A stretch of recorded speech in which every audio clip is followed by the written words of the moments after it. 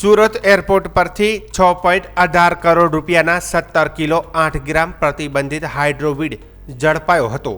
22 ડિસેમ્બરના રોજ ઝડપાયેલા આ હાઇડ્રોવીડ અંગે વધુ તપાસ કરતા પોલીસે ચેન્નઈ નિવાસી 2 આરોપીઓની તમિલનાડુમાંથી ધરપકડ કરી ટ્રાન્ઝિટ રિમાન્ડ પર સુરત લાવવામાં આવ્યા છે।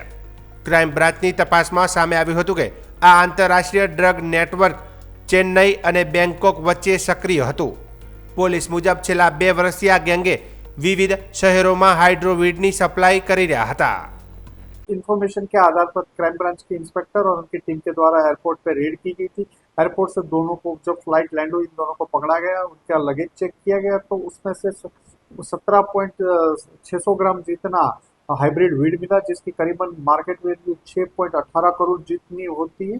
और ये दोनों बैंकॉक से लेके आए थे, पहले भी फ्रिक्वेंट फ्लायर है, काफी ट्रिप लगा चुके थे ये दोनों कैरियर भी। क्राइम ब्रांच की टीम ने इन्वेस्टिगेशन में एक पूरा सिंडिकेट का पूरा नीचे से बॉटम टू टॉप तक में आज थानागनी को अरेस्ट तमिलनाडु चेन्नई से आइडेंटिफाई करके किया गया है। उसकी ट्रांजिट रिमांड लेके यहाँ लाया गया है और फर्दर उसकी पूछताछ चालू है।